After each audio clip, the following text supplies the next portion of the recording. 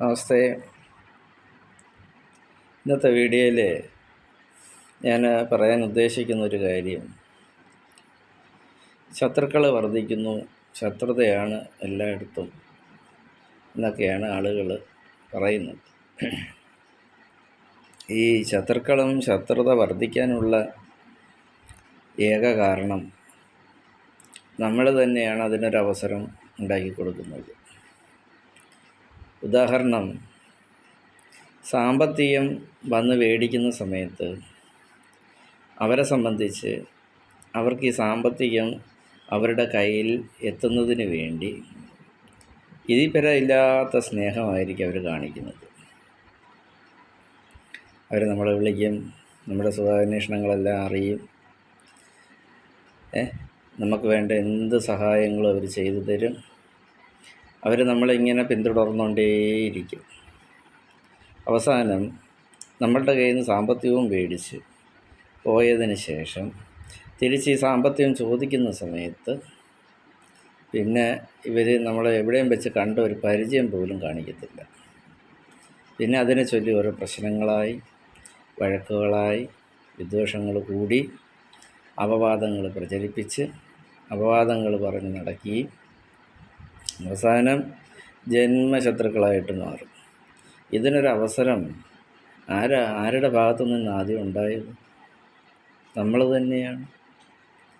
അപ്പോൾ നമ്മൾ അടുത്ത നാളേക്ക് വേണ്ടി വഴക്കുകളും മറ്റ് അസ്വസ്ഥപരമായിട്ടുള്ള കാര്യങ്ങൾ ഉണ്ടാക്കുന്നതിനും കൂടെ വേണ്ടി നമ്മൾ തന്നെയാണ് വിത്തിട്ട് കൊടുക്കുന്നത്. അപ്പോൾ കഴിയുന്നതും ഇത്തരം ആളുകളെ അവോയ്ഡ് ചെയ്ത് മാറ്റി നിർത്തണം. സാമ്പത്തികം കൊടുക്കാൻ നമ്മളാരാ? അഥവാ സാമ്പത്തികം കയ്യിലുണ്ടെന്നുണ്ടെങ്കിൽ അത് ഏതെങ്കിലും ബാങ്ക് അക്കൗണ്ടിൽ കൊണ്ടുപോയി ഇട്ട് കഴിഞ്ഞാൽ വേറെ ആരെങ്കിലും അറിയൂ? അതിൽ നിന്ന് കിട്ടുന്ന തുച്ഛമായിട്ടുള്ള വേതനം ഒരു ഇൻട്രസ്റ്റ് എന്ന നിലയിൽ മാസം കിട്ടുന്നത് പോരെ?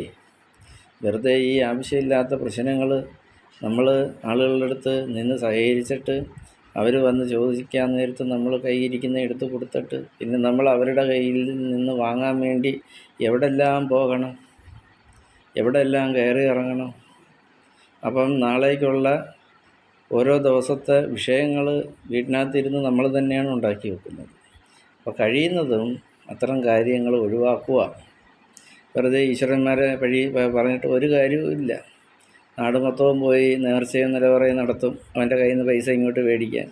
ഇത് കൊടുക്കുന്ന സമയത്ത് എവിടെയെങ്കിലും പോയി വഴിപാടുകൾ നേർന്നോ? ഇല്ല. സാമ്പത്തികം കൊടുക്കുന്ന സമയത്ത് ഒരു വഴിപാടും ഇല്ല. ശിവനും അറിയാത്ത വിധത്തിൽ കൂടെ കാര്യങ്ങൾ നടത്തും. തിരിച്ചത് മേടിക്കാൻ എവിടെല്ലാം ചെന്ന് കയറണം, എന്തെല്ലാം പ്രശ്നങ്ങൾ സൃഷ്ടിക്കണം.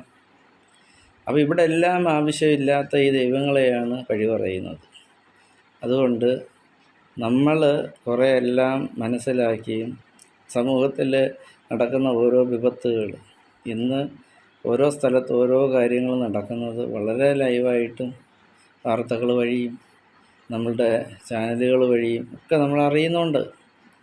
നമ്മുടെ പരിസരത്തുള്ള ഓരോ നടക്കുന്ന സംഭവങ്ങളും നമ്മൾ അറിഞ്ഞുകൊണ്ടിരിക്കുന്ന കാര്യങ്ങൾ.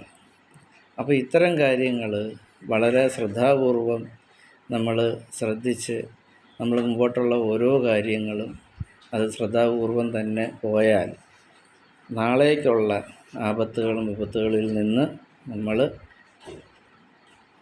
ഒരു പ്രശ്നമില്ലാത്ത വിധം അവിടെ നിന്ന് നമ്മൾ രക്ഷപ്പെടും. അപ്പോൾ ഇത് വളരെ ശ്രദ്ധിക്കേണ്ട കാര്യങ്ങളാണ്. വെറുതെ വഴി പറഞ്ഞിട്ടൊന്നും ഒരു കാര്യവുമില്ല, ദൈവങ്ങളെ പറഞ്ഞിട്ടൊരു കാര്യവുമില്ല. നമുക്കുള്ള മെന നമ്മൾ തന്നെയാണ് ഉണ്ടാക്കി വച്ചിരിക്കുന്നത്.